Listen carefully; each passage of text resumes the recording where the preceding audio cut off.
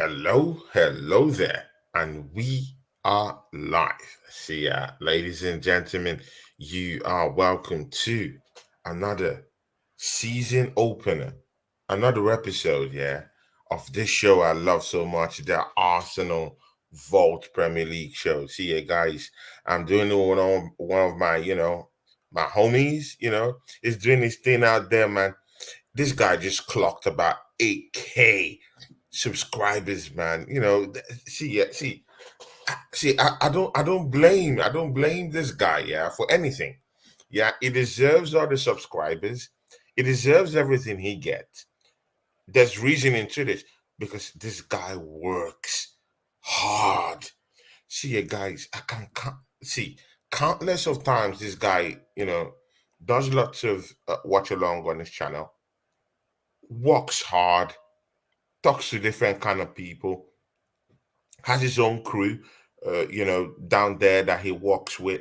But out of that crew, I really like that guy. What's his name?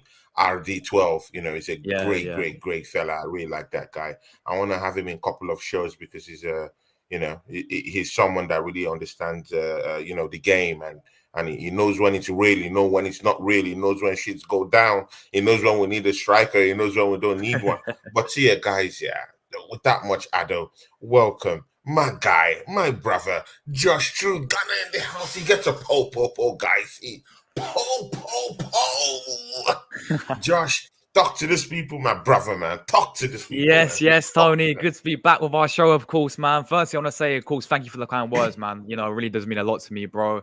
And as I said, it's good to be back on the channel with, your great community. And ready to talk some Arsenal, of course. But, this is why we do the show because, we both talk Arsenal. We both know our stuff. We both get along. But as brothers as well, man, we both have that vibe there. So, really grateful for the support and the kind words there as well, my guy. And very happy to be back.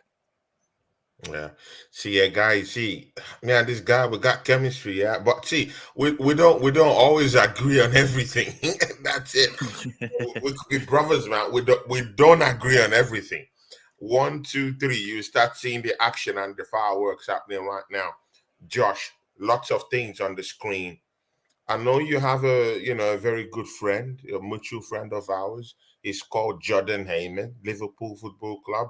There's a little something at the end. The Zubimendi stuff. We have to Oh, talk about that, man, bro. You have to be kidding me. But you know what? Yeah, we'll leave that, as an appetizer after the show. We could get to laugh, get to mock a team, that feels like, they are still at the top echelon of football in this league in the country. But see, let's go to Arsenal. Arsenal today, bid rejected for Merino. Arsenal, for some reason, decided to put in a bid for Merino today. Like, we've been hearing about Merino for about 2 months, Josh, yeah. and they're just placing a bid. Actually, the first bid for him today in the early hours of this morning. While I thought that this deal was actually rumbling on, they actually just submitted the bid. Talk to these people, Josh, man. What do you think?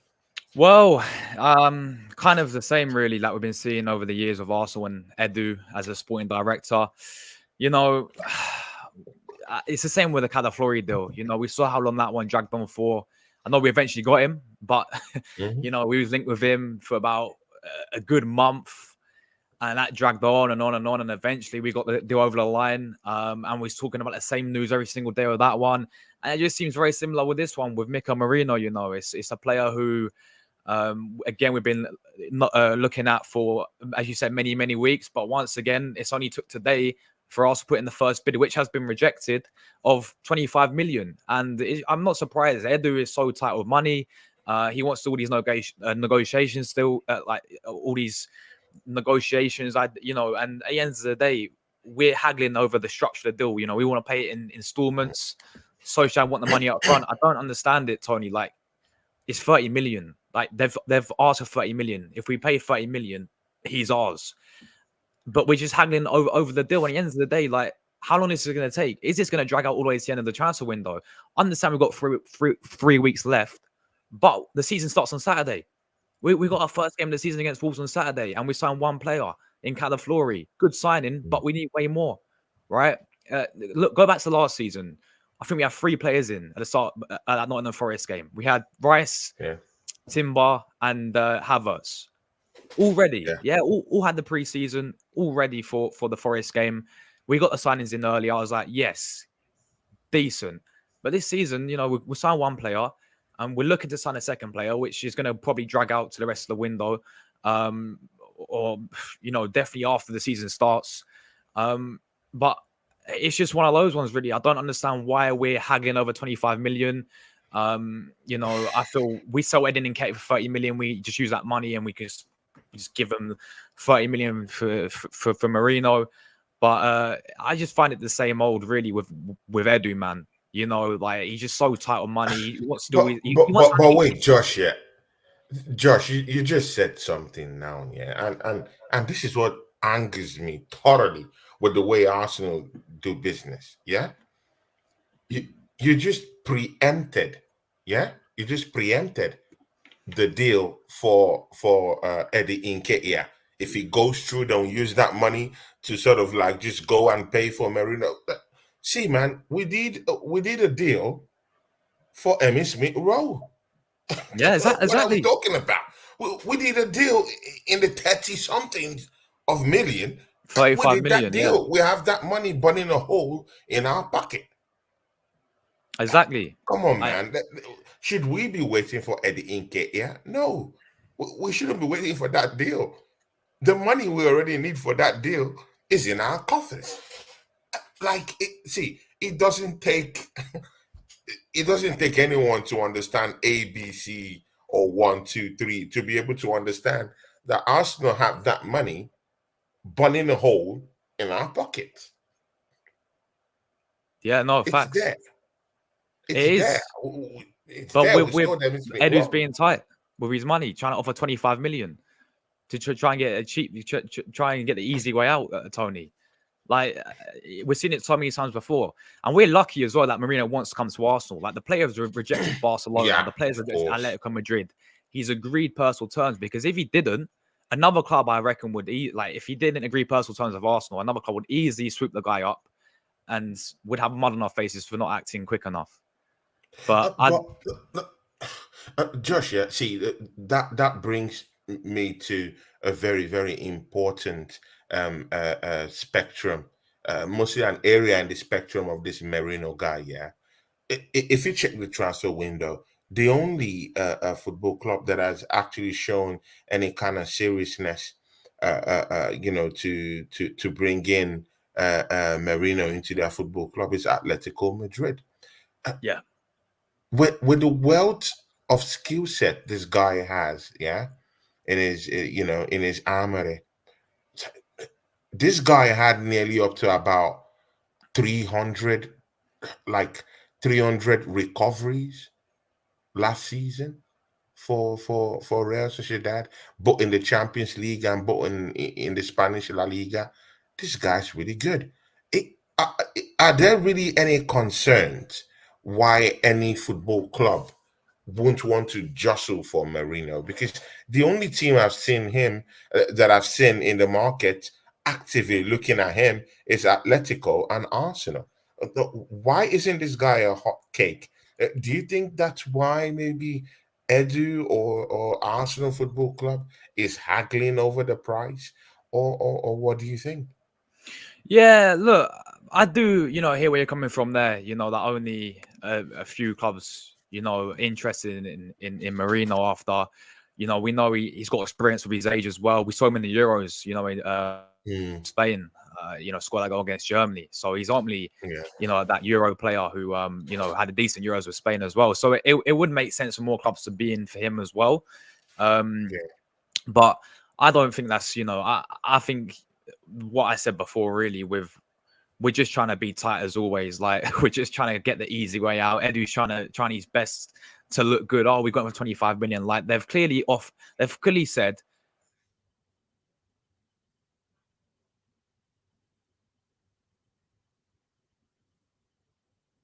Hey, I think Josh just went off the grid.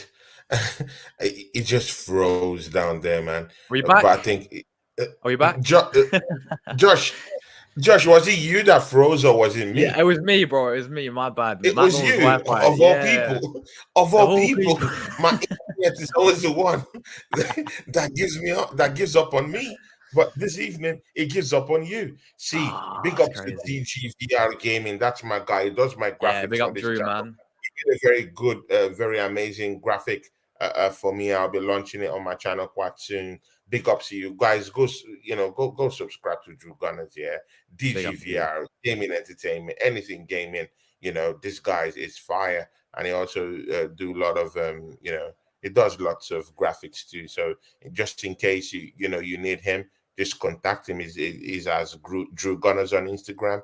Go check him out. Carl Rossi is in the building. Big ups to Carl Rossi. Carl Rossi, yeah. See, I went to bring True Gunner Josh down here to have a chat with us. I know you do like the guy, so of course. You're welcome to the show. The Assembled is down here. FUTG is also down here. Big up to you, my guy, FUTG, a new subscriber on this channel. All love to you, man. Big up to you. The Assembled, of course, day one, homie, is down here with us. It says question. I'm coming to that question. Ellie Does TV is down here. Our guy, our brother, Ellie Does TV. That's a perfect gentleman. I hope you're okay down there, Ellie Doors. Yeah, big Arsenal up early doors. history and more, guys. Of course, you guys know Jezza. You guys know what Jez, did for me and did for this channel when I was starting out. It was one of those guys that actually gave me a chance to come to his channel. So, of course, that's my respect for him, and that's why I love the guy. So, see, big up to everyone who is just joining us down here. See, you have a question from the assembly. It says, question: when Wenger left, we needed a CM and a striker. We've made all these changes since he left, but we're still short of a CM and a striker. The Sasuke Guna is also down here. Big up Sasuke Guna. Big How up you Saskia, doing? you not. Our Canadian brother. Talk to these people, man. What do you think? That's a tricky Yeah, question. it's true though. Like, let's be real with it. Like, the last striker we Mm, had was Aubameyang, who was actually like a proper out and out striker with bad ass goals, and Wenger signed him. So, yeah. yeah, the striker situation. I know we signed Jesus, but let's just be real with it, guys. Gabriel Jesus is not an out and out striker. Yeah, the guy scored 15 goals in his career. That just tells you all you need to know. Mm, The guy's not a clinical goal scorer, right? Look, I rate him as a player. I do. I think he mm, brings a lot in terms of his link up play, skillful player, creative player. I think we can maybe utilize him more on the wins as well next season, possibly. But let's just be real with it. He's not an out and out striker. We signed Havertz, yeah. Arnett is trying mm. his thing of playing Havertz in the number 8 role in the left centre mid. He tried that all last season, half of last season. Then he moved to centre forwards, and Havertz actually played well. Even me and Tony admitted it. We held our hands up and said, you know what, Havertz, decent season you had because of how he's playing as a striker. But if we're being honest with it, guys, we've not actually signed a proper out and out striker since Aubameyang. And we saw how good Aubameyang True, was. true. So, and yeah, it's the centre mid as well. I think Xhaka had a good season playing there, like one season out of 6 or how many he were there. Oh, Uh, 7. He spent Sorry, 7 years. 7. I think That's he had that awesome. very good season, but now he's left. Have we replaced him? No, we haven't. As I said, he tried Havertz there. He even tried Trossard there at times as well. And he put Declan Rice there last season, towards the end of the season as well. So again, we've not actually replaced the centre mid as well. So yeah, it's a very good point there, and that's the Yeah. two positions where we need in this window, man. We still need them. Yeah, exactly. And we still need it. See, back to that Merino stuff, yeah. See, breaking news. Edu is in Spain to seal the move for Merino. Do you believe do you believe this things, yeah, going on? Come see it. I mean, I've heard a lot of things about Edu, yeah. Just 2 weeks ago, some is it not in Forest said that they wanted to convince Edu to come down there and they'll give him the keys to the kingdom. Yeah, the other time it was Newcastle. The other time it was Real Madrid. Another time it was FC Barcelona. All these teams, yeah, they're jostling for this guy. But I'm really struggling to see where that interest is coming from because Arsenal need a central midfielder. We haven't got one yet. Edu hasn't pulled that off yet. We do know we had clear striking problems last season. Edu hasn't sealed a transfer for an out and out traditional striker who would give us 20, 25 goals in a season. You all see, you do know that you need a striker to give you 20, 25 goals in your team, to Yeah, live yeah. to live the Premiership. You can see back to back with Manchester City, strikers after strikers, even their bench warmers are getting in on the act and helping the push for the title. Alvarez just went to Atletico Madrid, and in his first season, he bagged about 17 goals, just behind Haaland, who raised the roof with the, only God knows the amount of goals. I hope it wasn't 100, but you know what? Yeah, throw all that away. Aguero, all the strikers, yeah, and yet at Arsenal, we don't have a striker. We have a problem with our centre mid because I, I really do think that Rice will be overburdened with lots of things to do because Mikel Arteta doesn't just want him to be a traditional defensive midfielder. He wants him to operate in setting dynamics that might just be so hard for him to cope. He wants him to push further up the pitch. Is he that kind of guy? He wanted to be a box-to-box kind of midfielder. I hear that. It's in his Mm-hmm. wheelhouse. Yeah. But again, when he leaves that place, he exposes our defense to counterattacks. It's not the first time we've seen it. We saw it against Aston Villa, clear and simple. We saw it even against Manchester City.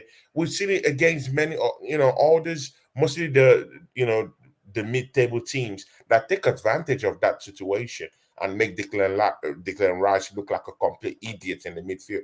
We do need that kind of midfielder who would come in and sit in deep and protect our back four. So if there's any time Declan Rice decides to actually bump forward or take up all those multi-dimensional roles that Mikel Arteta uh, likes using him in or employing him, into those positions, then he could just sit back, and that's where Merino comes in. He would just neatly sit back, mop up that central defensive area, protect our back four from being exposed, and from there we could just excel more. But with Arsenal haggling over this stuff, yeah, it's just annoying. And Edu is being linked everywhere. You know, do you still have trust in this guy, Edu Gaspar? No, I'll be real, Tony. Like, I say this all the time. It sounds boring that I'm saying this all the time. I think we know, but if we do what's required, we know that we can go far next season for sure. But do I think Eddie's going to do what's required? No, I still think we're going to be short because he's proved to me every single transfer window that we've always been short. Like last season, we needed a backup for Saka. We Mm. needed a striker. Did we get it? No, we didn't. No, no. So it just, and don't get me wrong, as for the whole Merino deal, I do think eventually it will get done, but I'm saying eventually because I think this deal should have done before the Wolves game, people. I thought this should have done weeks ago, but I do think we will eventually get it over the line. I do think, as you said, Tony, I think him, coming in, I think he can Mm. play both roles because we know at Sociedad he played number 8, and that's what we've been missing. But I agree with you. Like we could see Declan Rice be more advanced. We could see Merino Yeah. being the guy sort of sitting there as well. I'm not going to sit here and gas Merino up. He's been in the Premier League before. Let's not forget. He's at Newcastle for one season on a loan deal. Didn't Yeah. really live it up for Newcastle back in 2018. It was or something. So he's got a lot of sort of redemption on his case, saying he can actually do it in the Premier League because he's been at La But he Liga has now. grown as a player. He has He has. grown as a I player. agree. I He's agree. Yeah, grown he as a has. player. I Yeah. agree. Yeah. But obviously, I don't sit there and watch Sociedad, so I can't go off. Obviously, I like to watch players. I think most people do, live. I like to see full games of these players to really give my full opinion on them. I don't look at YouTube Mm. compilations because I can make a YouTube compilation of Yaya Sanogo and make him look like a quality striker. Same with Eddie Nketiah, But So again, see, Josh, yeah, see, it's not about compilation. Yeah, with this guy Merino, I've seen him do it at Real Sociedad. I watched the La Liga. I rate the La Liga. You know, I watched a couple of games. Although my eyes was on someone called Zubimendi. Of course, you do know Zubimendi. We'll be Of talking course, about him of later course. on the show. But that was why I was really watching Real Sociedad as a team, because I really needed to see the whole dynamics that make this Zubimendi guy kind of tick, because we're being linked to him last summer, and you know, parts of January were also linked to this guy. So I wanted to see how he was doing. But then I now saw Merino, and Merino was looking good. Again, if you check his games, yeah, at Newcastle, his aerial ability in terms of his area dwells wasn't really seasoned. Right now, is a seasoned general, one of the top guys in, you know, in that cadre, you know, in Europe last season. His area dwells, his dwells on the ground, absolutely tremendous, huge numbers. He stops. See, yeah, and this guy is this 6 foot plus uh, giant. He's Mm, so tall. He's a very tall, towering guy. You know, he's that kind of guy that will command respect at Arsenal. Just imagine you seeing, you know, you're from an opposition team and you're seeing Merino with that, you know, with that horrible look down yeah, the tunnel with Declan Rice, William Saliba, Gabriel. You know, you see this physical monsters, you know, in the tunnel. You've already lost before you come in. You know, I still do think that what Arsenal need isn't that much. Just give us a central midfielder, one more, which is a Merino. Give us a backup for Bukayo Saka. Thank God you talked about it. No one is even talking about that again. Everyone is just only clamoring right now for Merino in the Arsenal fan base. We've totally thrown out the window that Bukayo Saka has actually been overused this season. It was used in the Premiership, overused in the Euros by, you know, Gareth Southgate. You know, clap for him. He likes overusing him. He overused that kid, and Saka hasn't even gotten 2 weeks of rest. I think it was Salton Gunnar that was even making reference to something like that. No one is absolutely talking about a like for like replacement for Bukayo Saka if he goes down the drain this season. No one is mm. talking about that. Even the striker problems, no one is even actually, you know, really looking at it. Everyone's focus is just on the Merino guy. I want Merino. I like him, but we have other, you know, other areas to strengthen. Josh, No, for sure. talk No, us through this, man. I agree, bro. Like we do, and at the end of the day, yeah. Again, I think Marino is going to be, a good sign in there. He's going to strengthen our midfield. I think what you've been saying about his aerial sort of, and his height as well, a physicality. Technically, Mm, I've seen him's decent. He can play both the roles. So I'd love to see if he tries Rice at number 8 again, because I am liking it when I'm seeing Declan Rice be more advanced. But at the same time, I think Marino can do it. I've seen a little bit of how he loves to break the lines as well. I think having an actual number 8 there as well will benefit the left hand side a lot more, because you saw last season, like, Martinelli was struggling, yeah, big time. Down yeah. to him, yeah, but at the same time, the left back was changing week in, week out. Three, we had 3 different left backs, wasn't helping him Mm, whatsoever.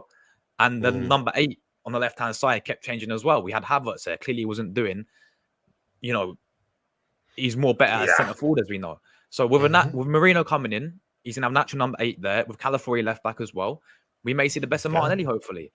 But I do agree Exactly. as well. I do agree as well, Tony. Like, there is still not just Marino. We need the striker, and we desperately Mm. need the backup competition for Bukayo Saka, because you got to look at this way as well, guys. Yeah, Champions League next season. They've done a new format. They've added more games. We're playing against about 6 different teams in January, Yeah. right? The Yeah. group stages don't end until January. We have the FA Cup to Hmm. focus on in January. We also have the Premier League to focus on, and I expect us to be consistent in that to win it, right? Because that's what it's going to take, right? We have Do all these you competitions. do, You do can't you expect expect the Saka. manager? Do you expect the manager to take the FA Cup and Carling Cup seriously? Based on what I've seen, I mean, the seen manager. At least since he's won it's it, a proven Tony. fact that the Yeah, manager doesn't even take this cup he games doesn't. quite seriously. And it kills me. Like, honestly, I would take. We've won 2 League Cups in the history of Arsenal Football Club. 2 League Cups. let's just go and win the League Cup. Look at last season. Man City got knocked out in the third round by Newcastle, guys. Yeah, it was a Liverpool-Chelsea final. You're telling me we couldn't have but we could have beat both of them if we actually took the cup seriously. But instead, we threw it against West Ham. Yeah, like he played a weak squad, and we got battered by West Ham in the Carabao Cup. FA Cup was against Liverpool, obviously, and I think that was down to obviously us in sort of being too complacent against Liverpool. We had too many chances and we never took them. But again, another third early round exit. Since he's won the FA Cup, what was it, 4 seasons ago? You look at all the early rounds in the Carabao Cup and FA Cup. Yeah, he's not got to any more finals or anything like that. He doesn't take the cup seriously. If you want to prioritize the Premier League, you've got to actually go and win the Premier League. But instead, this is where the problem is. We end up finishing with no trophies at the end of the season. And I would happily take, a League Cup. We've won 2 on a history, and also the FA Cup. We've won the most times. And now Man United are 1 behind us as well. So at the end of the day, like, that's true. Going back to obviously Saka, you cannot rely on this guy to play week in, week out in all these competitions. And you can't tell me as well, we've got Reece Nelson. Reece Nelson, I don't mind Reece Nelson. Is he good enough for us football club? No, he's not. It's time to move on from Reece Nelson. Yeah, I think he's a good player, but is he that adequate replacement if needed? Is he the competition for Saka if needed? And also, like, bringing in another winner, you give us another option on the bench. If we need a goal, we can get another player. I mean, the only touch player we really have is Trossard, Tony. He's the only one who can say, game changer. But I mean, Josh, but I mean, look, just see, we're about to start the Premier League, yeah, in a couple of days. Look at our bench right now. Like, see, I don't want you to be biased. No bias whatsoever, yeah? We're not negative. We're not positive. I hate those nomenclature because I believe that everyone, if you're a Gooner, everyone should have a say. Yeah, I don't believe in all this. You're negative, you're positive. No, I don't buy that. Everyone has an opinion, and you have to respect everyone's opinion. That's me. That's my take on that. But look at just holistically, without bias. Look at that bench that we have right now. The bench that consists, of Reece Nelson. Like, come on, man. Reece Nelson, Fabio Vieira. Like, no, seriously, this is the reality that we have on our bench. It's the reality. And right now, with Arsenal's haggling over the deal with the prospective deal for Eddie to get out of the football club to go to Marseille, we still have him down here. Arsenal might have Eddie Nketiah on the bench come in Wolves game. See, this is the reality. 3 players that completely do nothing for Arsenal. See, Eddie Nketiah, he's a black kid. I love the guy. I like the guy. He's a good guy. Yeah, I've heard he's a good guy behind the scenes. I heard he is even the first person to come to training. He's a good guy. He's not evil. He's a great guy. But again, there's a certain extent to which your attitude would help you in football. You need other things, like a perfect skill set, like a great goal scoring record, like a neat first touch. Eddie doesn't have any of these things. And I'm sorry, man, with those 3 players, on our bench, I'm sorry, no team is going to fear us. Yeah, our first 11 is a totally different news altogether. I get that. But again, you need the bench to get you over the line. And when you're seeing Fabio Vieira, Eddie Nketiah, and Reece Nelson on the bench, come on, like, I mean, the teams that are, coming to look at us will be like, okay, let's ride the storm for the first 60 minutes. And when the huge and big time players, run to the ground, and then we can fire up because we know these guys don't have backup players. How about that, Josh? Spot on. No, spot on, bro. And this is a thing as well. Like, we need those players on the bench to as I said, if we need a goal to come on and to change the game, like how many times were we looking at last season and we've been on Edin Nketiah with 10 minutes to go, especially when we're playing Champions League as well against teams like Bayern Munich, like it's just not going to work out. But again, we have no other than Trossard who comes off the bench and actually is a clutch player. We have none of that. Yeah, So getting in that, Trossard. Yeah, so getting in that winner, is an and exception. I know there's been a few names going around. My ideal winner for me is realistically, I see Arsenal getting on a loan deal, is the Kingsley Coman links. Kingsley Coman from Bayern Munich. Why? Because he's a serial winner. The guy has won every single trophy there is to win that he can at every single club he can. And he's done it on every single season apart from last season. The guy's got that winning mentality. Like, I get the injury prone. I do understand, he suffers with injuries quite a bit, right?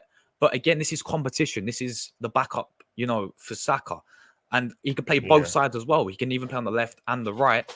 And he brings you that unpredictability, which I think we've been lacking in the final third in times last season.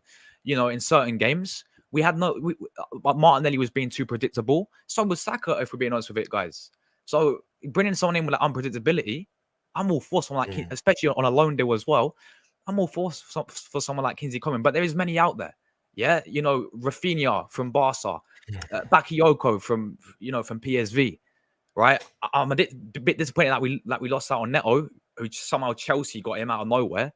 But again, there is winners out there, Tony, and we have to get one because still it's been about I think we've been saying this for about 3 years now. We still not got the backup for a proper replacement if something happens to Saka. It's always been. I mean, Arsenal. See, Josh. Yeah, see, Arsenal is still dragging Aaron Ramsdale's issue down the line. Like, to be very sincere with you, he's someone we need to cut off immediately, right now, in order to stop any kind of intrusion into our or distortion into our season, because that will come to play. I don't need anyone changing the goalkeepers when when the season is live and direct. We don't need that. I heard that there's one Española goalkeeper from Espanyol. Yeah. And John Garcia, yeah, Garcia.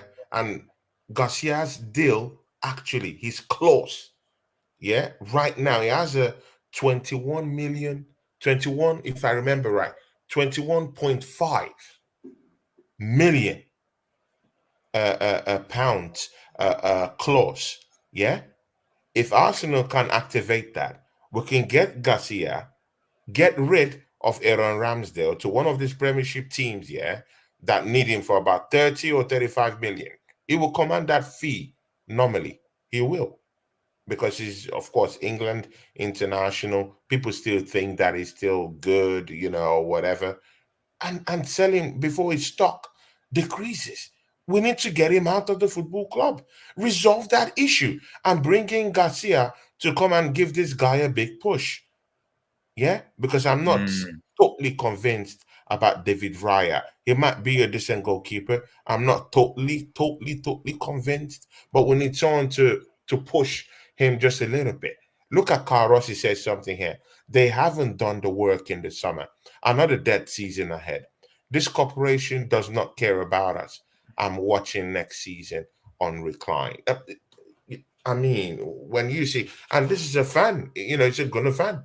Yeah, this is what he thinks.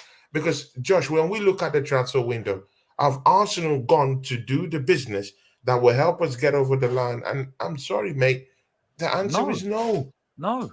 It's no. It's no. Again, it's no. Like, it's been, we've been saying this, like, it affects every single transfer window, even in that January window when we signed no one.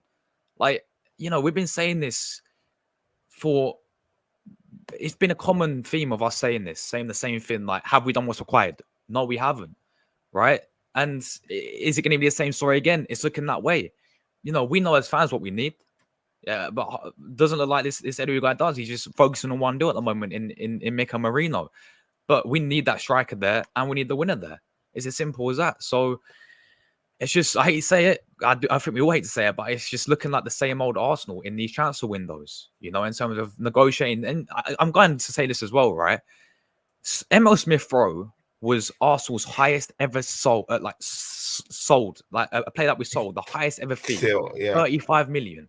that took Smith Rowe to Fulham as our highest ever fee over the years of doing transfer. Josh, because you've just mentioned Emmy Smith Rowe, I wanted to stay far away from it. I wanted to stay far away from the Emmy Smith Rowe discussion. But it seems like you brought up his name. Then let's go deep into the rabbit hole. Do you know that Emmy Smith Rowe, since he has left Arsenal, has gotten a new lease of life, has scored 2 goals, have provided domineering and dominant displays for Fulham? He's looking good. Bro, he is looking like a 90 million pounder. It looks good. Have we been lied to? See, yeah, I don't know, because what I've been hearing behind the scenes, yeah, is that he's injured. He's not good enough for the football club. He can't go 2, 3 games without, his kneecap busting out of his legs. You see, yeah, I've heard about every story on the book. Name the story on the book, yeah. I've even heard that if you just give him a little nudge on the foot, he's declared injured by Arsenal Football Club. But see, I've seen this guy, bro. He's playing like a lion in Fulham. Bro, in Yeah. those exhibition games, he's like a lion. The way he's playing, oh my God, I can't believe it that that this was the player that we're being told that he can't play. This is the player that we're being told that Pablo Vieira is higher in the pecking order than him. This same guy, Emmy Smith Rowe, absolutely new lease of life. Scoring against Offenham, scoring against which other Spanish team did they play the other day? I mean, Sevilla or so. I Yeah, think. Sevilla. Yeah. My brother. And if you see these goals, oh my days, classic goals. And I'm like, we need a midfielder who would chip in goals for us, and we just absolutely sold one. Absolutely mind-boggling. Talk to us, my brother, man. Bro, the Smith Rowe deal, I was gutted. Like, to let the guy go, I was gutted. I looked at it both ways, though. Like, based on what I've seen this manager and Smith Rowe in terms of what we saw of him last season, right? Clearly, this manager did not just rate. I don't think he rated him last season, Tony, because we barely saw the guy. We barely saw the guy. At the end of the day, right? We know the talent this guy has. And trust me, people, we know he's going to go there and cook at Fulham. Yeah, that club is going to be that club's perfect for him. Yeah, Marco Silva. Look at their manager, Tony. Look how he's got the best out of Willian. Look how he's got the best out of Alex Iwobi, right? Look, even Andreas Pereira, who was played for Man United, didn't do anything, didn't do that great at Man United. Look how he's been playing well. Look how Fulham have under Marco Silva, he gets the best out of these players. So trust me, he's gonna absolutely cook. I reckon, gonna get double goals and assists next with Fulham next season. I think it's a perfect club for him, and he's gonna thrive off us there. But at the end of the day, I remember when he came in Arsenal originally. We all knew he was a talent. Like even that season when he was playing alongside Odegaard, I think when we finished 5th.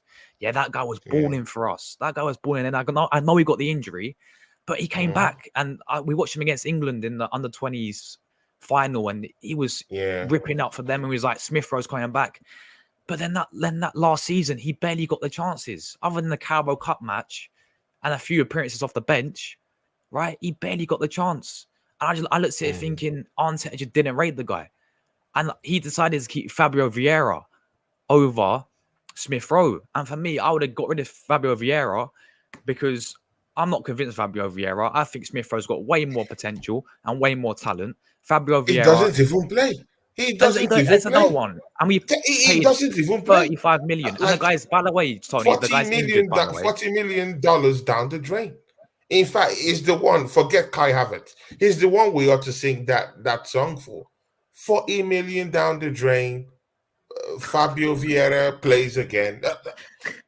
To be very sincere, he's the one that deserved that song, not Kai Havertz. I will say it here.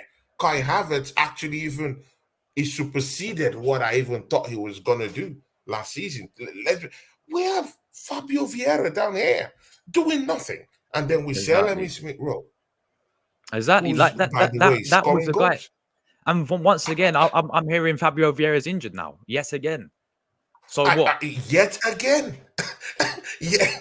Oh my days. bro? Yet It's just again. baffling, man. He's Yeah, injured. Yet again. See, man, I don't see, but again, see, yeah, but see, Josh, these are common sense approaches. Yeah, they're common sense approaches, that a football club that, you know, that management is their watchword. Yeah, these are the first thing that they have to check. Liabilities like this. And I'm sorry, man, they've jumped the gun on this Fabio Vieira. Why can't we use this guy as a make a weight option to go bring in Victor Gutierrez, since we need a mm, striker, and we could just, he's Portuguese, we could just push him down there and give us Victor Gutierrez and pay some money for him. These guys are clueless. Even the laymen know how to do business. But again, let's throw all that away. Yeah, let's go into some more lighter, positive news. See, Julian Timber is back. He came back today for Arsenal's training today. How important is Julian Timber to this team right now? Mostly he coming back from injury. Of course, our left back position will be on lockdown. Zichenko is still there for some reason, and again, Calafiori talked to us. Mikel Arteta, I think Mikel Arteta said something about I think who was he talking about? Was he was it Timber he was talking about? Calafiori? He said that Hello, Josh. Yo, you there, Tony? Have I froze? Hello, Josh. Josh, are you there? Am I No, no, no. back? I think it's me. I think it's me this time. I think it's me. But I'm back. But I'm All right, back. cool. Yeah, we're back. Mikel Arteta was doing the rounds in his media tour today, and he said that when he saw Calafiore, it was like a love story.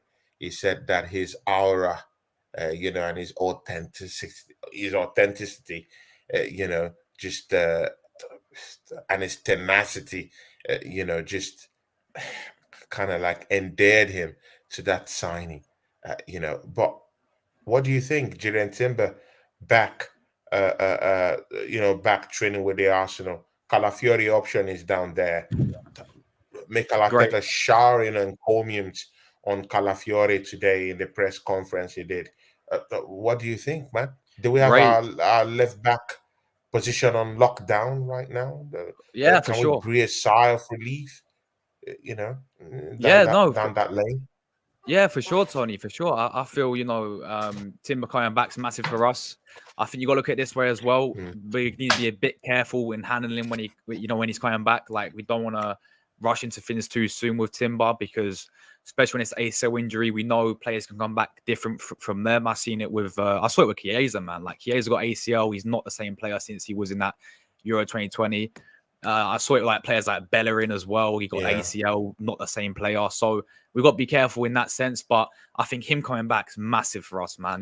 Timber, we know the options he brings to Arsenal. He looked decent in the little spell I saw in pre-season. He's playing centre back as well. This is a thing, he could play left back, centre back, right back, even in DM, I heard as well. So got that very versatile thing about him. And listen, Arsenal's defense last season, we all know, best defense in the Premier League. Yeah, Gabriel and Saliba, the Mm. best duo in the Premier League for me as centre backs. Yeah, and now we have options left back as well. Calaflori coming in, like Yeah. Calaflori, this guy, fantastic in the sense that he can offer defensively, he's solid, but going forward is what I love about him as Oh, well. yeah, defensively. Oh my God. Wait, let's just don't bruise past that, man. Come on, man. Let's do it justice, man. We saw him against Leon, man. The- my brother. Come on, man. His recovery, his pace is a brute. Because I saw some other Arsenal fans. Yeah, to be very sincere, Some were saying he's just out there to model and on whatever. Come on, give the guy a chance. Come on, guys, give him a chance. Come on, man. I saw some guys just saying he's out there to model and all that stuff. Come on, don't do that. First, we're Arsenal fans. He hasn't messed up yet. If he messes up, it will be like Zichenko. We give him the hair dryer treatment. But I'm sorry, man. We can't lie over. We can't lie over these things. When we see quality, we have a duty. We have a duty as Arsenal Mm, fans to call that player quality. Of course, we will see him in the main stage. This is just we just have a backstory right now. But again, even with that backstory right now, he looks okay. He looks good. His recovery looks good. His agility looks good. He has some tricks, in his skill set that I really do like. And of course his tall is a towering kind of guy. And he's a brute. He's strong, and I feel he's ready. Do you think this guy's ready? Mostly when you look at that game against FC Lyon and his physicality and his recovery, his recovery capacity. What do you think about Calafiori? fantastic signing. I Mm. really think it's a brilliant signing. If anyone watched the Euros and you watched Italy as well, you watched the Croatia game. As I said about him going forward, and as Tony rightly said, he's rock solid defensively as well, man. But he's reading the game, the way how he anticipates, the reading and he's reading the game, I think it's top level as well. But if you watch the Croatia game, Italy were gonna get knocked out 1-0 down. Calafiori was a guy who bombed forward, 90th minute, guys, right? He's a guy who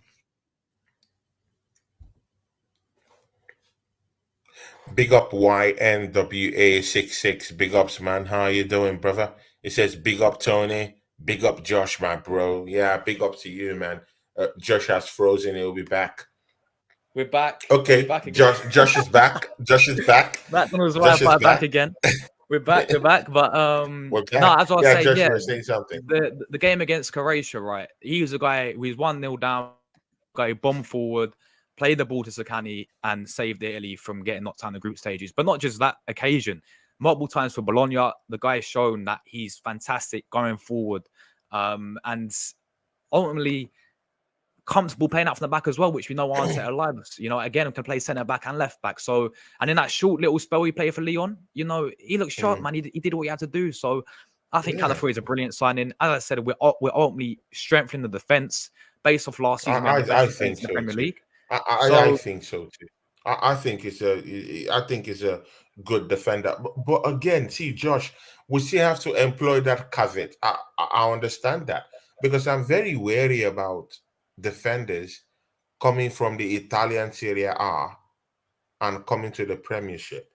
I don't think one defender's done it, Bro, Tony. it If has you're been thinking a about it gory in the story Premier about League. defenders coming coming down from Italy, Syria, coming down here to defend. It has been a horror show. You remember that guy that used to play for Napoli? What's his name? Is it Koulibaly? Yeah, Koulibaly. Yeah. Koulibaly used to Koulibaly, play for Napoli. like Yeah. I mean, he came to Chelsea. I don't think he Yeah. lasted a season at Chelsea Football Club, Look and at they booted the brother out. look at And Emerson as well, that's a Tony. legend for Napoli. I Look, think it was at the height of his game in Napoli, and then he just came to the Premiership, and he looked like a complete clown. Like he looked like a complete Oreo wrapping. Like Oreo wrappings is better than him. Pie wrapping, yeah, relics of the bomb. That's what he looked like. It was total shit that Chelsea decided to just cut him away. No, I'm serious, bro.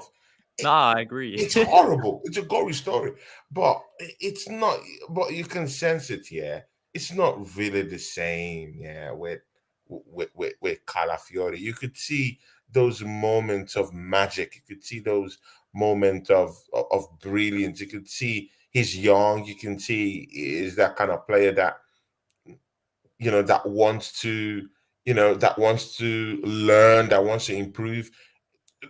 If Mikel Arteta is the coach to guide him, Mhm. towards that progression, that's still open in the air. I don't really know about that because with this manager, Some players improve, some don't improve. I'll give you a clear example. William Saliba has improved under this manager. He has been a great signing, but again, when you continue as a player, and you keep giving us, those kind of vibes, of a well-rounded defender like William Saliba right now, to the best of the world in the world right now. That's what I think. Of course, you have to say he has improved under Mikel Arteta. Strikers never improved under this manager, so it's a give or take thing. It Yeah. might work, it might not work. Will it work with Calafiori? I don't know. Does he have brilliance in him? Does he have the whole skill set to become a very dangerous defender, one that will be feared in the Premiership? I really do think so. I absolutely think so. Facts. But look, as you said, I agree. There's not many Italians who really come to Premier League and thrive, especially defenders. I mean, you mentioned Koulibaly, but Emerson, he's Oh, now at West Ham, but he was played at Chelsea as well. Zappa oh my Costa days. as well. He Oh, played for Chelsea. oh my So oh my days. many defenders. you, you, oh my days. You got these flops in my hands, man. Bro, come on, man. They all play. Oh, They all play for Chelsea, though. That's the common theme there. All three of them play for Chelsea, so maybe it's just a Chelsea yeah, thing. and I've But forgotten I think you're also Italian, right?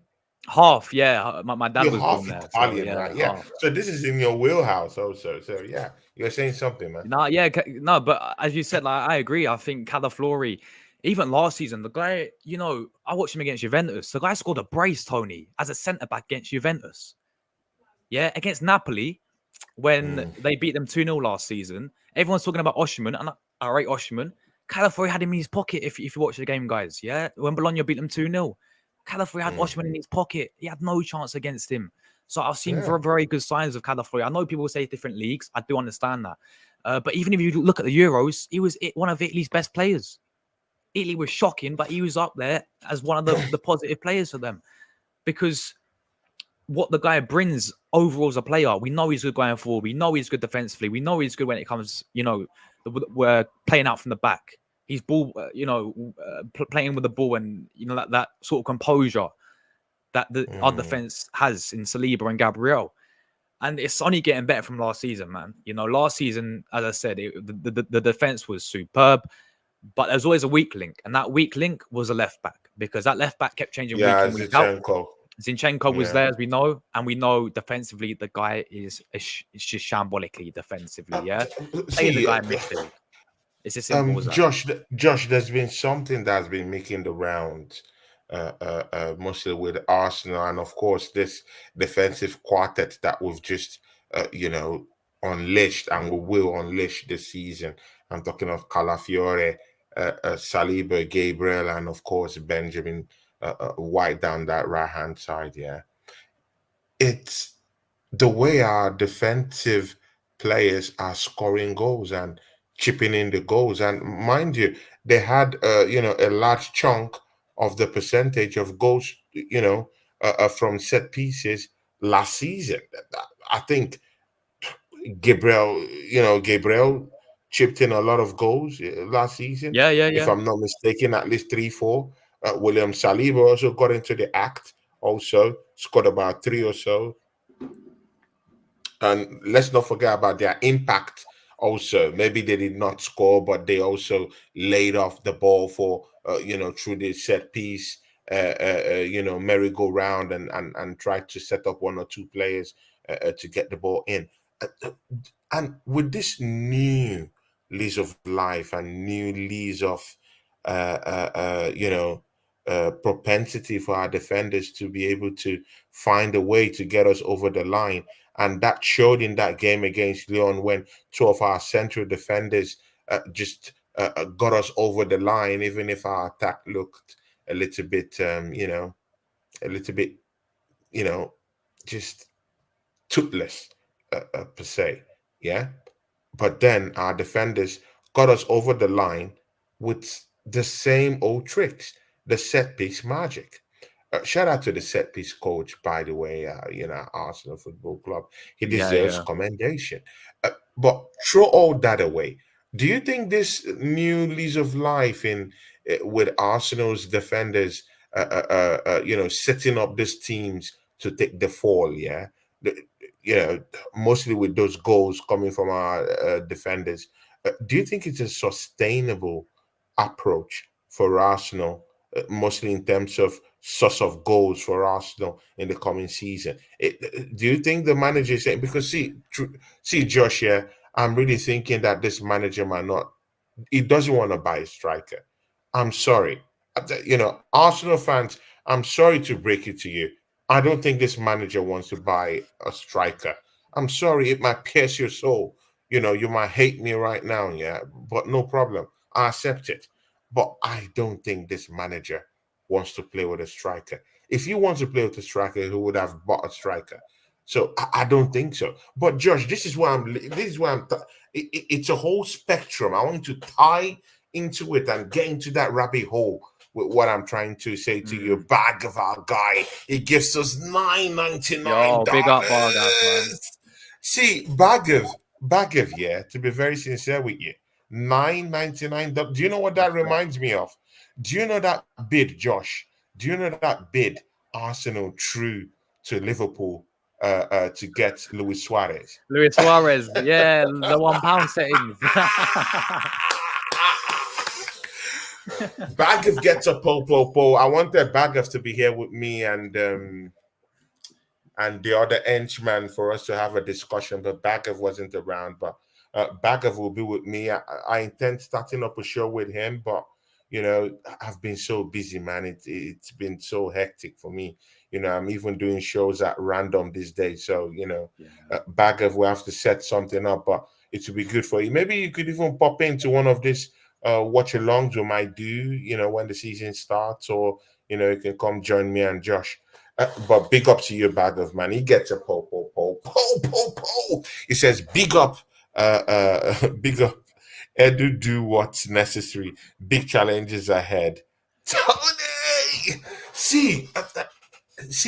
yeah, Josh. It just talks about something important. Look at the head. Look at the hashtag. Ivan Tony, absolute baller. Yeah. Josh. 40 million, guys. He's actually valued at 40 million. 40 million. Bag of, thank you, man. Bag of, God bless you. These are the comments I want to see. See, Ivan Tony, how about that? We're thinking of this guy. We're thinking of bringing this guy for about 100 million. Oh, my days. In January, we're out here crying for a striker. And this guy is out here. 40 million. Josh, talk to these people, man. What do you It's, think? Are you happy with this? Should we laugh and hail this as something good when we should be grabbing Ivan Tony? Talk to us, man. we need a striker, and there's one right there for 40 million at Brentford. Tottenham have got Solanke. They moved on from Tony. They splashed 65 million on Solanke. That's down to them, right? Tony's there. What? I don't see what's stopping us from getting Ivan Tony. What is the issue with Ivan Tony? I don't understand it. I think the guy brings so much to Arsenal. Not just he's got a scoring ability, because we saw what he did with Brentford, by the way. With all due respect to Brentford, yeah, we saw he got over 20 goals playing for Brentford, right? But everything else, he's physicality as a player. He's hold up play. He's aerial threat. He's a target man in the box, right? You look at that link up play that he had with Mbeumo at Brentford when he was playing consistently. Yeah, At the end of the day, consistently. the guy is perfect for Arsenal, and he's 40 million people. It's like people talk, oh, we can't get a striker, Tony, because we got overspend and all FFP, and we got to splash 100 million, and Edu's not going to splash 100 million on Oshiman, or 100 million on Tony's there for 40 million. He's there for 40 million. He's Prem proven as well, people. He's been here and done it in the Premier League. I get he's been out for a while. I get he's been out 10 months with the betting scandal. Big up to But he's back now. YNWA66. He said, just sub to you, Tony, mate. Big up to you, man. Thanks for subbing. But I don't know if it's coming from your channel, but please go to Josh True Gunner's channel. Yeah, and go. Big up Jack, man. He's a regular of mine he's as your well. friend, right? Okay, Yeah, he's your yeah, friend. big up Okay. Jack. Yeah, thanks, man. Please keep following the two channels. Josh is my big friend. He contributed last season, to my channel, in a very big way. He doesn't waver when it comes to me. If I tell this guy, Josh, let's have a show, his work ethics with me is top notch. He doesn't say no. Every time he says yes. And if he asks me something, hey, Anthony, I need you at my channel, I say yes. I don't even quaver at all. That's the kind of relationship I have with Josh True Gunner, and he's a big friend of Respect, man. mine, massive Yeah, friend. respect. Since I've known him last season, it has been a great tale. Me and him have churned out lots of great content together, and we'll still do it again this season. But again, Josh, yeah, that Ivan Tony, we should be thinking about it. We should be thinking about it, man. That's like that. See, yeah, this guy is Premiership proven. Like, we don't need to tongue twist over this. Yeah, he's a Premiership proven traditional striker. Number 9, ready Facts. to come in. We don't even have to bother about the whole strings attached with Gyökeres if he will come into the Premiership to score goals, or Victor Osimhen if he's going to, replicate what he's done at Italy down here. We don't even need to bother about all that issue. We have someone here we could count on, and that's Ivan Toney. That Premiership experience might not be tall enough, but he compensates more with every other skill set around him. His stuff is a tough Yeah. a tackler. The traditional kind of number 9 is a goal poacher. Is that kind of guy that can bamboozle and knock around and push about players. He's a bully. How about that? I hate bullying, yeah, but I'm sorry. He He's that is. kind of player that can bully defenders, and that's what I want. Remember when he came to the For Emirates, us. Tony, when we drew 1-1 with Oh, Brentford, and he was oh, like, he they came bullied to the Emirates. Saliba, if I Yeah, remember right. he was like Saliba. Even Saliba struggled against Tony, if we're being real with it. And this is No Saliba we're one talking bullies about. Saliba like that, but he bullied him. He pushed him away. He hacked him away. Exactly. He calls us He issues, hacked man. him He calls away. us problems. I mean, And we're just sitting there see, doing nothing. Like, the guy's available, man. And going back to he's what you said, available. Tony, It about the hurts. whole defense scoring goals, that's all well and good. And Mm, yeah, it was like we got called set piece FC last season. Yeah, the amount of set pieces we scored, fantastic. Big up to Nicolas Jova, that the set piece, the set piece coach for that. Yeah, yeah, because set we was piece. going on the set. Yeah, it was doing some good. Our centre backs were scoring. Gabriel, you said, got a lot of goals, but at the same time, that's all well and good. But we need goals also. And I think we was lacking that as well last season, is when it came to the final third as well. We was poor in the final third the majority of the games, right? So Mm, that's the striker needed there as well. Multiple games, multiple occasions. We're saying after the West Ham game when we lost 2-0, the Fulham game, the Aston Villa game, even in the Champions League, where I think at the Emirates, Bayern Munich were there for the taking. yeah. We still had chances and we didn't take them. So that is where the striker comes in for me. And Tony's that guy. I mean, Josh, yeah, just even after I came back from work here, I just looked at some highlights here, some very, very high point with Arsenal last season. Can you believe it? We beat Liverpool at home. We beat Liverpool at home. We disgraced Chelsea. We won Tottenham Hotspurs. Yeah? We sent a message at Sheffield United, pushed the home fans away, sent them parking. We disgraced and make a public show of Crystal Palace. We molested West Ham. Yeah. Like, and that's a David Moyes West Ham. Sorry, Ellie Dawes. I had to say that. Ellie Dawes is a West Ham fan. But Yeah, we got early you doors. know what? Yeah, we did all this. We did all these teams dirty last We did. season. Yeah, only to come short. And I look at the transfer window right now, and it's really open. And we've not done what's necessary to really get us over the line. We've not gotten to that point yet. But we've seen Pep Guardiola, yeah, tap tap boom. They've brought in Savio from the Spanish La Liga, yeah. I think that I'm even hearing that Diaz might be leaving Liverpool Yeah, to Man and City, heading to apparently. Man City, bro. Yeah. Josh, what do you think? They're ready. Bro. They're okay. They look good, and they still have Haaland. They look good, and Oh, they still got they're still Haaland. the I know bar they is I know they got rid of teamwork is Alvarez, yeah. it's I know high. obviously I thought Alvarez was quality for them, yeah, but look how much money they got from him as well, by the way. I think it was like 70 Oh, million they got for Alvarez. Like they properly sold the player properly there, man. oh, 70 oh, million for oh. Julian Alvarez. Big like fair Josh is play. cooking, guys. He's cooking. He's cooking. Cooking. Josh is cooking. But bro, Can like you feel what the Josh is cooking? Cook, my brother. Cook, but cook, bro, like cook, look, even cook. with Man City getting rid of Alvarez, yeah, we know what the standard is now. You know, they set the standard. They've been setting the standard for the past 4 seasons now, right? Of being ruthless and being relentless. And even last season, Tony, even when we had the best defense in Premier League, we had the highest point tally out of any other season in Arsenal, right? We had statistically one of our best seasons. We still fell short. We still fell short. He was even unbeaten Yeah. against the Big Six. We still fell short because of how consistent Manchester City were.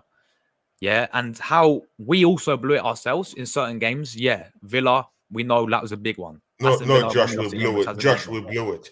No, no, no, Josh, we blew it. We blew it. Yeah, we blew it. See, We blew Josh, it, bro. see, I can understand if we're with, rival fans, because I'm really that kind of Arsenal fan. Yeah, I hate it when rival fans, step up to us to admit certain things. Yeah, so I can understand if I was a Man United fan and you say this, I would let that slide. But come on, we're both Arsenal fans, man.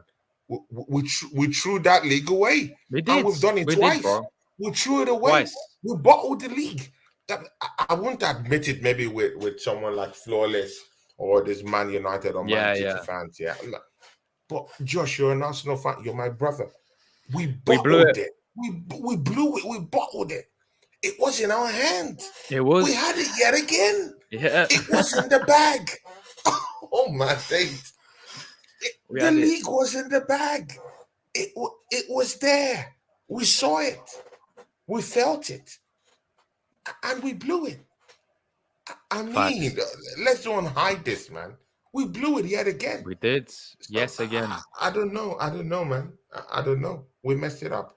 But again, yeah. See, let's take the mick out of a certain football club because I remember the time when we had Kolasinac. That'll be our last topic before we go, Josh, Yeah, because yeah. it's already over the hour mark. And I remember those days, those dreadful days when we have demonic defenders in our team, Kolasinac, Konscielny, all this whole stuff, Karlstrom, all these destructive defenders. What's the Mustafi? Highly Mustafi. demonic Yeah. players. I'm talking about real principalities. These are demons. They can't defend. And you can't even, and the most annoying thing is that you can't even sell them because they're earning enough wages that no one in the whole wide world will need those defenders. So they stay put. So we couldn't even attract anyone. Now, take it down the wire, yeah, to Liverpool. Yeah. Yeah. I mean, Zubimendi, as in Zubimendi isn't really like he's not like your stereotypical marquee signing, yeah. He belongs to that mid-level kind of player at best, but with lots of potential. Yeah. And he tells Liverpool no. Come on, man. Like I could understand if you had players like Koscielny, if you had Mustafi, and if you had all these demonic players in your team, and you look at the team and you say no. I perfectly understand why no one wanted to come to Arsenal. When we had those demonic players, but I mean, a Liverpool team with Mohamed Salah. Yeah, I know he hasn't signed a new deal yet. 2025, they'll be going. I mean, Virgil van Dijk. Come on, man. brother, they have decent players down there. They do. So if Zubimendi is looking at that team, yeah, why isn't he looking at that team as a team that he could thrive? Why disgrace them? Why make a public show of Liverpool? Like, come on, man. That was a big disgrace and a big L for Liverpool. Like, what's going on down here, Josh? And Josh, just a cheeky one I heard from Twitter. I heard that Mikel Arteta chipped in a call to Zubimendi and told Zubimendi not to come to Liverpool. That after this season, that Thomas Partey will be leaving, and then he would have to come and replace Thomas Partey. Yeah, come on, bro. I've heard it all. Talk to these people, my brother, man. Make a public show of Liverpool. Super mixed on it again, guys. It's all it's an on-Tmber masterclass. Come on, we're getting Zubimendi next season. It's all on-Tmber. But no, real talk, like Liverpool, it's not the first time as well that they've been rejected. Look at Caicedo, man. They're about to get Caicedo. Chelsea came in. No, he went Chelsea. So it's not the first time Liverpool keep getting rejected by Zubimendi. But I think the reason probably because Sociedad offered him. I feel like he sort of went for the money to stay at Sociedad because apparently the talk was that Sociedad offered him a much more higher contract to stay with them with higher wages and all that. And the fact that he was born there, he's a Basque player. Obviously, he's been in Spain his whole life. Fair enough, I guess. But no, exactly, like Liverpool, we know like they should be attracting these type of players because I know they lost Klopp and I know they're in a new transition with Arne Slot. But if you look on the history of it, right, they are one of the biggest clubs in England. Yeah, like we're in the top 3 with them. But based on history, they should be, Liverpool's a massive football club. So them getting rejected, of course, as rivals, we're going to find it laughable. And I've been loving the memes about Zubi do. Where are you? Like, that's been absolute quality with it, man. Oh my I've been loving it. But at the Jordan, same time, I hope you're hearing this. Yeah, Jordan. See, Josh is supposed to be one of your best friends. Look at he's the comic of your football club. He's meant to be your best friend, man. Jordan was fuming as well, man. I loved his reaction. He was ranting and everything. Jordan, I'm gonna clip this for Jordan. You're gonna cry. Yeah, man. Yeah, finish up, my brother, man. But yeah, like, look, I just feel with them, that's what they've been missing as well, is that midfielder in for them. But now they've got to rely on Endo next season. He was about 31 or something. So good luck with that, Liverpool. But I think they have a little drop off anyway with Slot because it's his first season. But you watch him in pre-season, Tony, right? They battered Man United 3-0. I know it's Man United, but they battered them. They beat us as well. Looked different. They beat us 2-1, but I know it's only pre-season. Slot ball looks pretty, man. I saw his movement. It looks good. At least with that being a constructive continue from what Jurgen Klopp has left behind. I mean, it's not bad football looking at it. But again, I still do think that when Klopp's players leave, it's going to be a problematic one. Who will he bring in to actually replace those players and give him the same kind of football that Klopp played, which is tiki-taka, hard rock, hard metal football. So I don't know, man. Yeah, you got to look at it as well. Like they're players, like there's some of their older regulars who've been there for many years, who've been very successful with them. Salah's gonna possibly, this could be that last season for him. Van Dijk, Alisson, Diaz could jump ship. Yeah, Lucho Diaz could jump ship and go to Man City. Many players could be on their way out, and they could be going for a whole transitional phase. So again, Slot, we've only heard about him in a Dutch league for them. I think he won final of the Eredivisie and all this. But look, I think he looks good signs in the pre-season for them. I still think, obviously, last season they were similar to how we were in our first season. They were top of the league, Tony. Let's not forget that. And obviously they bottled it as well. Let's not kid ourselves here. Like, they did bottle it as well. So listen, I think they'll be in and amongst top 4 again. Obviously, they've got Champions League football as well to focus on. But I think there'll be a slight drop off for them. But yeah, once again, they get rejected, not for the first time, and unlucky Liverpool fans. Simple as that. Definitely. Josh, please tell these people what what you got coming up on your channel, man, on your blessed channel. And of course, talk to us about, hitting that AK ceiling. My brother, man, you're a big boy in the streets, man. Oh, thank you, Your man. stripes, man.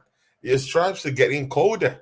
They're getting colder, man. You're becoming a field marshal in the streets, and that and that's commendable because you work hard, bro. Man, see, man, it's only, I've only seen a few people who work hard as you, man. You Thank really you, put bro. in lots of work, you know. And come rain, come sun, you're always on your channel. It doesn't matter if you have 15, 10, 100, Yeah, yeah, 200, 12, bro. yeah. Like, you don't really care. You don't care about, all that. What you care about is you're pushing your content, getting your word out. See, man, big ups to you, man. And I really respect you, and I respect our friendship that we have, man. Big ups to you, man. Nah, thank you very much, Tony. Honestly, really appreciate the kind words, man. And yeah, guys, we did hit 8,000, as Tony said a few days ago. It means we're on the road to 9K now. But yeah, I do it every single day, man. Expect daily content, all about Arsenal. And also, I'm going to be very in the channel as well to Premier League content. We need other Premier League fans. And that's what it's all about for me, is meeting new people. Everyone's entitled to their opinion. Yeah. No matter even if you disagree, respectfully disagree, say everyone's opinion, but ultimately we all respect each other. And yeah, that's what the Yeah. channel's all about, really getting, new people on, having daily shows, talking about, Arsenal in particular. And yeah, on the road to 9K, of course, guys. Thank you very much, Tony, for a great show today, my friends. Great to be back on the channel, and I'm sure we'll be Great to be continuing back, my this, brother. next season on both channels as well, like we did towards the end of Mm, last season. I think everyone yeah, enjoyed that as well. So many people were tuning in on both channels, so definitely that yeah. show is going to continue, guys, with me and Tony. As he said, man, we get along so well. We're brothers. We both know our stuff. Yeah, sometimes we have a little disagreement here and there, but Yeah. overall, it's all love and respect, man. Thank you very much, man. Mm. Great show, Tony. Yeah, big ups. See, guys, if you're on this channel, yeah, go subscribe to our brother down there, Josh True Gunner. He runs that channel. Great channel. I love his stuff. I go there, I sneak in and just go watch sometimes. Sometimes I don't even want, because if I go there, they'll say, "Ah, Tony Claude is down there." I don't even want anyone to see me. I just go down there and just sneak and watch my guy, doing his thing. Lovely content down there. And see ya, guys, I will be with Flawless, the Manchester United fan. See ya, they just signed the Lich, you Yeah. know, from the from German giant, Bayern Munich. They just signed Mazerawi. See, yeah, all these names, yeah. See, only for them to come eighth or ninth. He's gonna gloat all about it. Today, 11:30,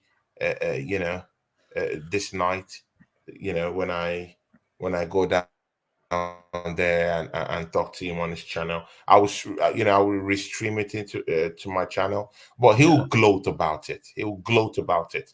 TJ also might also help him, accentuate his gloat this evening. Sorry, this night when I talk to him. But I'll talk to them. I'll talk some sense to them. So catch me, Flawless, and TJ, of course, my guy, our brother. Yeah. Big up Down TJ. there at Flawless channel. Sarcasm TV. I'll stream it down my channel too. So get ready for us, because he's gonna gloat about those signings. But let's see what happens. And from my guy Josh, and from me, and from everyone down here on Tony Clock Gunner TV and True Gunners TV. Thank everyone here who came down for us. YNWA66, new subscriber of mine down here. It says na na na na a 60 million down the drain. Yen Euro catwalk That's quality. again. That's quality. That's quality. That's a good one. Yeah, Yenny that's Euro quality. can walk again. That's a good one, man. Big ups to you, man. Big ups to Drew Gunners, who was also here too. Big up, Big ups Drew. to everyone, down here. I hope you know Drew Gunners. Oh, he's my guy, bro. He's a moderator on my channel, Okay, bro. That guy's a real one. Drew's a real one, man. okay. Absolute He's an legend. absolute real one, man. This guy helps me out in lots of things and doesn't demand any. He just helps me. He genuinely just He does your likes my graphics, push. Tony. Like all your Yeah, graphic design. Yeah, yeah, yeah. He does my graphics. He does, and he just shows me real love. You don't find those kind of people on earth these days. yeah, bro. And For real. thanks to you, Drew, man. You're an absolute real one. Big up, I Drew, man. really really appreciate you, man. See, Josh, man. We'll call it a day, and definitely I will catch you on the other side. Maybe on your channel, For sure, we'll man. put something forward. But uh, as time goes on, then we'll be able to get to know our schedule. But right Yeah, now, we can just do shows sporadically, at least until I yeah. understand my timetable and stuff like that. From me and Josh, we are out.